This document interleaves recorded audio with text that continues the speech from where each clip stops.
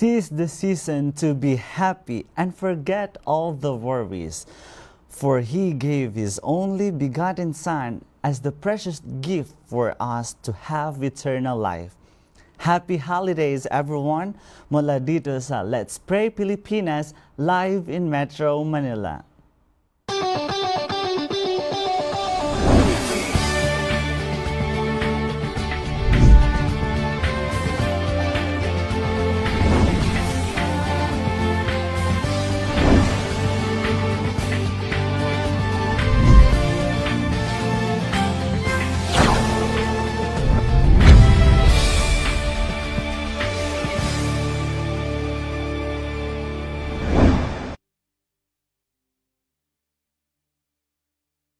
Welcome back po sa ating mga program where you don't have to pray alone.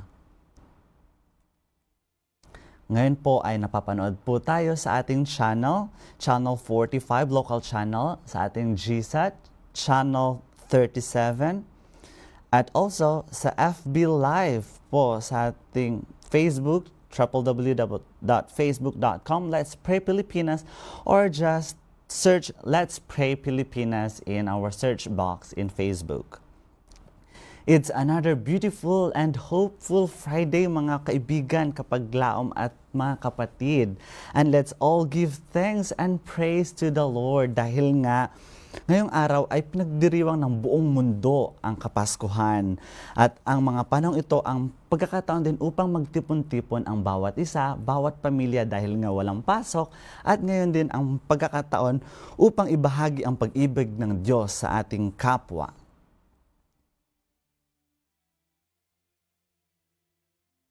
Yes, sayang pagkakataon din upang pasalamatan natin ang ating panahon, dahil nga ito ay araw na sinasabi nila na kapanganakan ng Panginoon. Pero kunin natin itong opportunity upang magpasalamat tayo dahil ito ay isang paalala na minsang pinanganak ang ating Diyos na nagbigay din sa atin ng buhay at nagbigay din sa atin ng pag-asa upang magpatuloy sa ating buhay.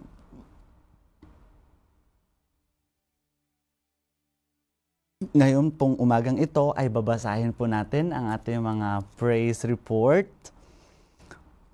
from Joy Basmayor from Mati City, Davao Oriental. Prayer concern, a successful transaction. Ito ay pinadala noong December 23, 2020. Thank you po for including us in your prayers. Transaction success galing sa PSA Davao at nakauwi na kaming safe and sound. Thank you so much and praise God. From Aurora Murillo from Lucban, Quezon, prayer concern is about healing. Nirequest niya ito noong December 20, 2020 na ipinasama niya sa panalangin si Sister Veronica Cruz para sa kagalingan nito dahil sa stroke niya. Answered prayer noong December 23, 2020. Magandang gabi sa inyong lahat, mga kapatid at pananampalataya. Purihin po ang ating Diyos na buhay. Magaling na po si Veronica Cruz, di na po hamol o bulol magsalita. Diretso na po ang kanyang salita at magaling na po siya. God bless po. So sa umagang pong ito, meron din po tayong mga iilang prayer request na babasahin. From 0794, hello kapaglaom. Magpipray po ako para sa puso kong nalulungkot ngayon. From 1919, magpa-prayer request po ako para sa aking teacher na si Teacher Perla Suscano dahil inoperahan sa kanyang tagiliran at makarecover na siya at wala nang dugong lumabas. Salamat po. God bless. Karagdagan din po sa ating mga prayer request from 4814. Ako si Brother Eliseo Ledesma ng Bohol. Magpipray po ako sa aking nawalang kamot nga maayo na kini kay aron makaduyog ako sa gitar ngayong Saturday. So sabi niya ay sana ay gumaling na ang kanyang kamay upang sa gayon ay makapagtugtog siya ng kanyang gitara ngayong araw ng Sabado. From 9492, please pray for me, sharp shooting pain sa likod ko dahil sa lumbar spondylosis. From 9037, Pastor, good evening. Iampo ko kauban sa ako ang anak Kathleen na good health lang permi tanan pamilya Kalimbo. At from Miriam Alfeche, please pray for me na matapos na ang kaso at makabayad na ng nakautang sa akin at good health para sa amin. Salamat po. Ngayon po ay tayo ay dadako na sa ating panalangin. Shall we pray? Our most gracious and kind Heavenly Father, our heart is filled with joy once again for this brand new day that you have given to us. People are going happy and merry for they have given life, and even I, dear Father. There are so many praise reports we have received. Some of them got healing, some of them are maybe on their finances and a good health. And we praise you, dear Father, for always sustaining and for providing them all their needs, their family needs. Dear Father, this morning, it is my privilege and honor to uplift to you some of our brothers and sisters who have sent their prayer request. I know, dear Father, that prayer moves mountains. Therefore, we pray, dear Father, for our brothers and sisters who are emotionally down, who have heavy hearts. Maybe some of them have lost their family loved ones. Maybe some of them have financial struggles. But their Father, remind them that you are in control of everything. We also pray, dear Father, for teacher Perla Suscano that had an operation. May you give her the full recovery, that she may continue praise you and be a testimony of you, how you have been good to her. Also, we pray, dear Father, for Brother Eliseo Ledesma, that he may use his hands and talents to glorify you. There are some hindrances to that he cannot play musical instrument, but we pray, dear Father, that you will use these talents to glorify and to also be a testimony to other people. We pray also, dear Father, for our loved ones who are sending their prayer requests, some of them asking for good health. Also to Sister Kathleen, who is asking for the good health, especially for the whole family of Kalimbo. We also pray for Sister Miriam Alfeche, that she may receive the good health. Especially, we are now 5 days before we welcome the brand new year. 360 days you have been with them. You have sustained all their needs amidst this pandemic, amidst this crisis that we are facing, and no one is exempted.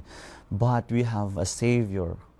We have God who sent His only begotten Son, and that is why we are celebrating the gift of a lifetime that you have for us. Dear Father, please continue to be with us for the rest of the day. Thank you, dear Father, for everything. In the loving name of Jesus, we pray. Amen. So maraming salamat po sa mga nagpadala ng inyong mga prayer reports at prayer requests, at patuloy po rin po tayo na naming inaanyahan na magpadala pa ng inyong mga praise report at saka inyong mga prayer request na ating maisama ito sa second set ng ating prayer mamaya. At para naman po sa mga live viewers na nanonood ngayon sa ating FB Live, please wag po kayong mahiyang mag-comment ng inyong mga prayer request at praise report, or pwede rin po kayong magpadala ng inyong mga praise report sa mga numbers na naka-flash sa ating screen. Again, patuloy nyo pong i-share ang ating live stream sa inyong mga kaibigan para marami pong ma-bless at marami rin pong makapagpadala ng kanilang mga prayer request at mapaglingkuran sa ating mga oras na ito. Kaya patuloy po kayong tumutok at sumabaybay sa ating programa, at muli kami po ay inaanyahan namin na patuloy na manood ng Let's Pray Pilipinas at bumabati po sa inyo ng Happy Holidays. Napakaaga po ng inyong pagising at alam ko po na masaya ang lahat dahil ngayon po ang araw na pinaalalahanan tayo na maging I mean, minsan na ding pinanganak ang Panginoon dito sa ating mundo at nagbigay nga ng pag-asa. At ngayon, ang mga tao sa, hindi lang dito sa Metro Manila ay busy sa kakabigay ng kanilang mga regalo, kakatanggap ng mga regalo. Pero ito po ay paalala para sa atin na tayo ay araw-araw nakakatanggap ng regalo. At yun nga po ang buhay na walang hanggan. Ngayon po, ang atin pong inaanyahan uli ang mga manunood at mga viewers na wag po kayo mahihiyang magpadala ng inyong mga praise report at inyong mga prayer request sa umagang ito. Ngayon ay pag-usapan natin sa muling pagbabalik natin ang ating ano pang mga gift na matatanggap natin bilang pagbibigay ng ating regalo na sa pampamilya o gayon din sa ating Panginoon.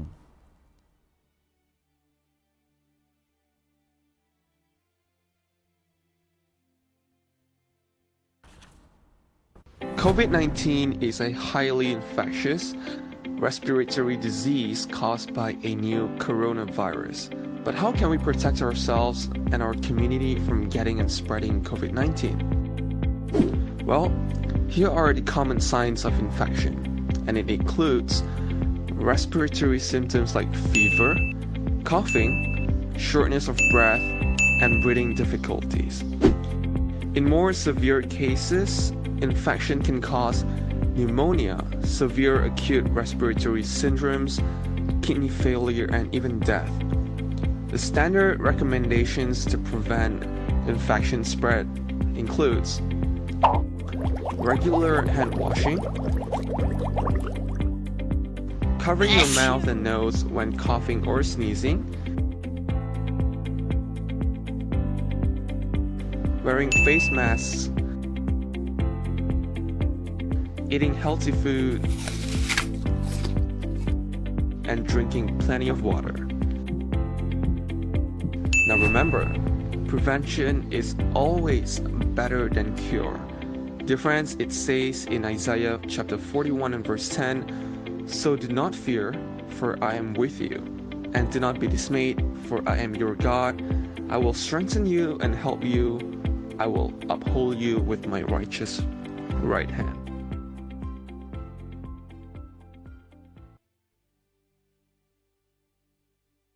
Welcome back po sa inyong lahat. Ito po ay napaka-timely na paalala para sa ating lahat sa mga nagtitipon-tipon, sa mga family reunion o kung kayo man po ay nasa labas, paalala po na panatilihin nating malinis, maghugas ng kamay, gumamit ng face mask at ang social distancing. So kahit po tayo ay nasa bahay lang, please observe our protocol para mas maiwasan po natin ang pagkakaroon ng sakit. Ngayon po ay makakasama po natin sa umagang ito ang aking partner, si Brother Meg Villanueva. At muli kayo po ay binabati namin ng magandang umaga at sa mga viewers natin nagpadala na kanilang mga praise report, ng mga kanilang prayer request. Magandang umaga, happy holidays from Sister Lourdes Gumana, from Minerva Francisco Estanislao, from Ma'am Linda Bana, from Ma'am May, from Ma'am Victoria Navarro.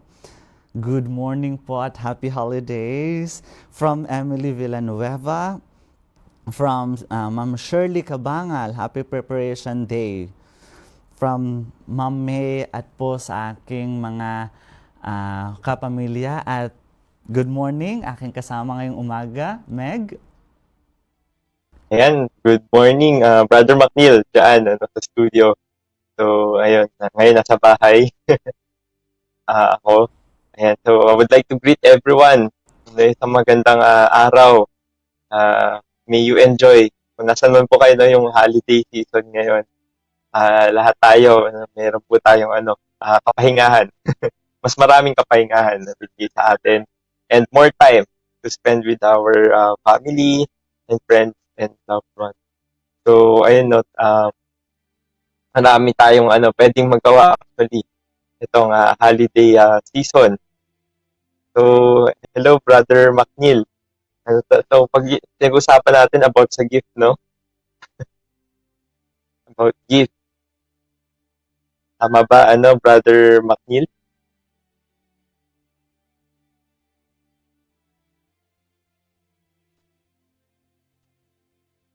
Ayan. Katanungan sa umagang ito. Kanina nabanggit ko nga na lahat ay busy noong nakarang araw sa pagbabalot ng kanilang mga regalo at pagtatanggap ngayon. Pero ano nga ba ang regalo na hindi dapat natin makakalimutan? Ano nga ba ang nga ito, Meg? Ayan. Thank you, Brother McNeil, sa question na yan, no? Kasi tayo, mga tao, we have that tendency.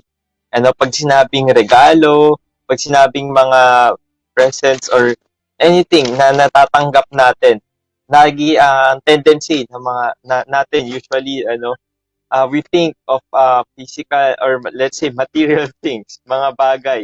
Ano ba yung matatanggap natin, yung mga favorite na mga bagay, yung ina-expect mo na yung mga magaganda, mga bago at something na 'di ba, na nahahawakan at nakikita natin. Pero what if yung bagay na na mas mahalaga? So let us be reminded, pumunta tayo sa gusto ko i-share sa inyo, Philippians chapter 2. Mag-start po tayo sa verse 5. Ang sabi nga po let this mind be in you, which is also in Christ Jesus. So, nais na ano ang sinasabi sa atin dito, let this mind be in you. Lagi tayo, for us to be reminded, lagi. And this mind, yung same mind ng Panginoong Hesukristo, ay maging kapareho natin. Who, being in the form of God, thought it not robbery to be equal with God, but made himself of no reputation, and took Pero upon kung him the nakasangkit. form of a servant, and was made in the likeness of men, and being found in the fashion as a man, and he humbled himself, and became obedient unto death, even the death of the cross. Yan po ang ginawa ng ating Panginoong Jesus. Yung kanyang buhay na ibinigay sa atin, na siya na sabi nga sa scripture, who knows no sin became a sin for us. So yun naman po maaalala lang po natin yung ginawa ng Panginoon, the greatest gift that the heaven, that God could ever give us. He has already given. And naroon po siya ngayon sa langit, siya po yung ating high priest, interceding for all of us. Kaya parang pag nakita natin, pag na-appreciate po natin yun, ay baliwala na po yung mga ibang bagay na nandito sa mundo. If we receive ng mga gift, let's say, mga bagay, for example, bagong gadgets, bagong mga damit, bagong mga, kung ano mang mga bagay, na name them all, na pwede nating matanggap. All of this, parang karagdagan na lang to. And regardless, if meron tayong matanggap o wala, ay magkakaroon tayo ng contentment, knowing that the Lord is more than enough for us. Yan nga po, no? At nakaka-excite pa rin na makatanggap ng regalo knowing na physical or earthly gift lang po ito, pero how much more kung heavenly gift ang matatanggap natin. Nakakatuwa nga na nung kabataan natin, halos every birthday, may mga special occasions, especially Christmas season, na nakakatanggap tayo ng gift at meron talagang element of surprise. Pero now that we are going age or tumatanda na tayo, we are looking forward for that heavenly gift. That is the gift of a lifetime, that God sent His only begotten Son. So hindi mo na kailangan mag-look forward sa mga earthly gift na meron tayo, because we are assured that we have the gift coming from God, and that is His only begotten Son.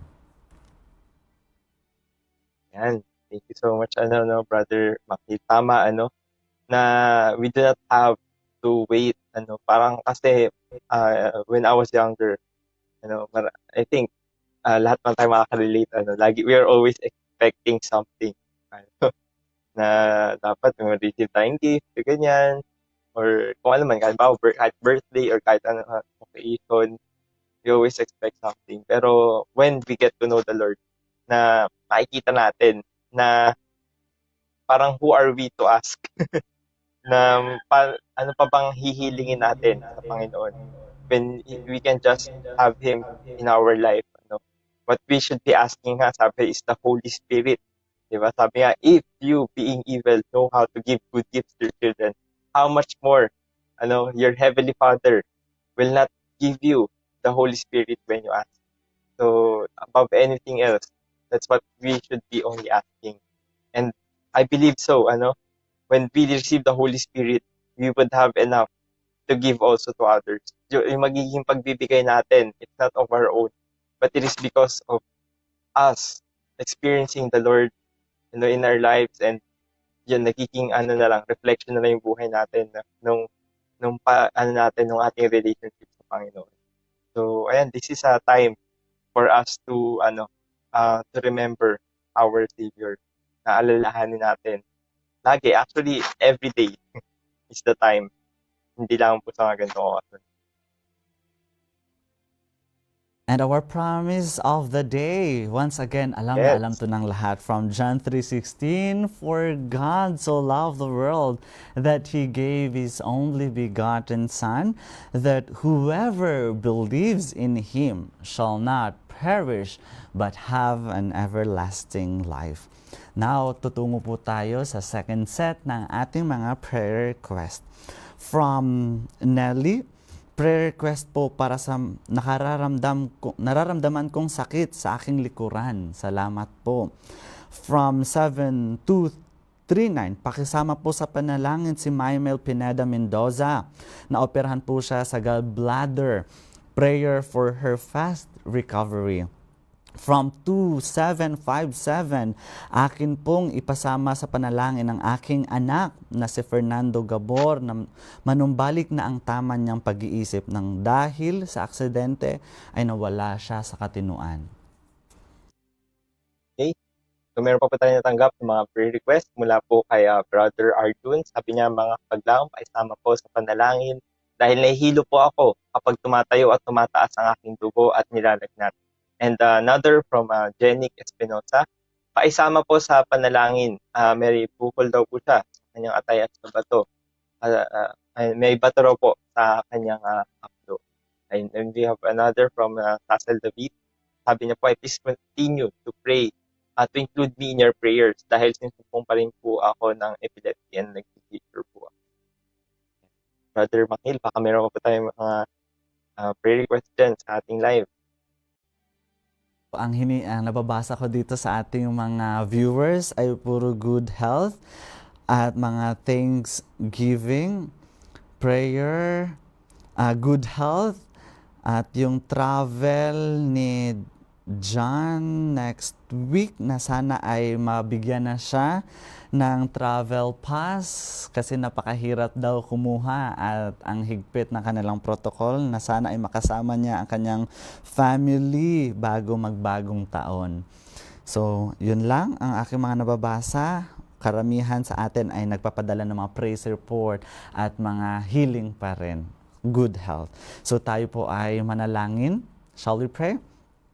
Our Heavenly Father, we are now on our second set of prayer requests. I know a lot of our friends who really wanted to send their prayer requests, but I know, dear Father, that you will always hear and listen to the heart of every believers. Dear Father, in a special way, we pray for the healing from Sister Nelly. And also we pray, dear Father, from our friend Maymel Mendoza, who have gone through the operation from gallbladder. We pray that she will have the fast recovery and to be with her family soon.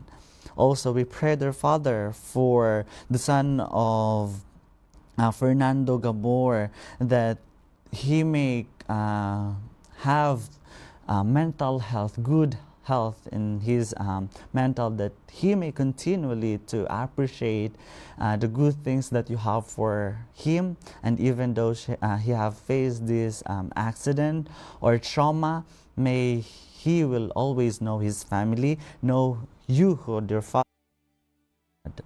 We pray that you will continually to give us the good health, the full recovery to our brothers and sisters who are sick and who are in their hospital beds. We entrust everything to you, dear Father, all our prayer requests and all our supplication this morning. In the loving name of Jesus, I pray. Amen.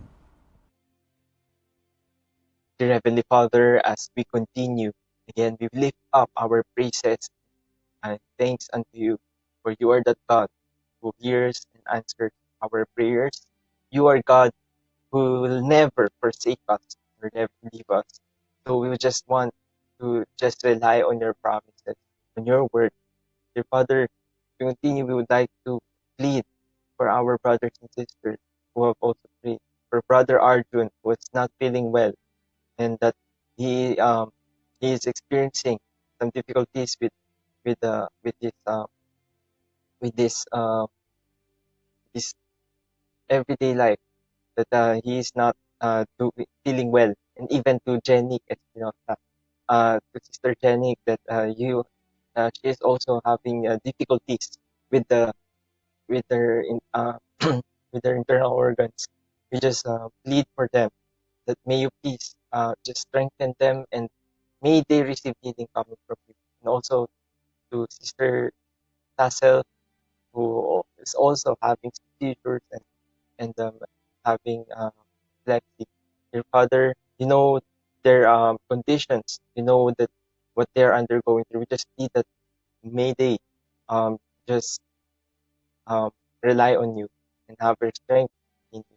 Dear Father, we plead for each and every one of us. We thank you for the blessings that we have been receiving, but most of all, Jesus, our our Lord and Savior, that you have given. You have not.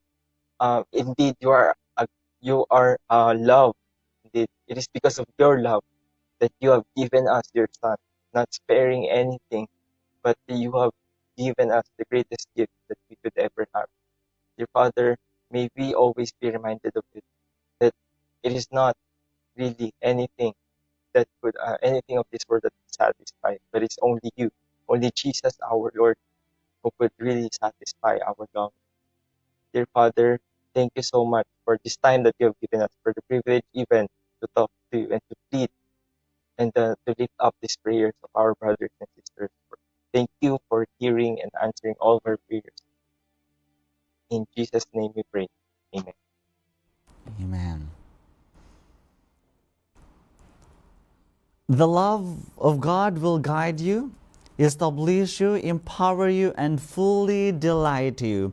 His love will free you, compel you, and sustain you. His love for you is eternal, real, and right now. All you need to do is simply open your heart to Him and set aside a little time right now to receive His amazing gift of love. If you want to know more about Let's Pray Pilipinas, you can visit us in our Facebook page, Let's Pray Pilipinas, and also you can download the application, Hope Channel application, in your Play Store in or Apple App Store. And if you want to watch more of other videos, please visit Hope Channel through www.hopechannel.ph. So, maraming salamat po sa inyo na magpadala po ng inyong mga prayer requests and inyong praise reports. Inyo pong pakikisama dito sa Pilipinas. At patuloy po namin kayo inaanyahan na magpadala po ng inyong mga prayer requests o inyong praise reports dyan po sa mga numbers na nakikita nyo po sa inyong screen, sa format na name/location, and of course ang inyong prayer request and inyong praise report. Muli, samahan niyo po kami sa susunod na Biyernes dito lamang sa programa na kung saan sa panalangin ay lagi kang may kasama. Ako po si Miguel Villanueva na nagsasabing, seek ye the Lord while He may be found. Call ye upon Him while He is near. At ako naman po si Macnil Valencia, reminding everyone to pray without ceasing. Ito ang Let's Pray Let's pray. Pilipinas. Pray alone.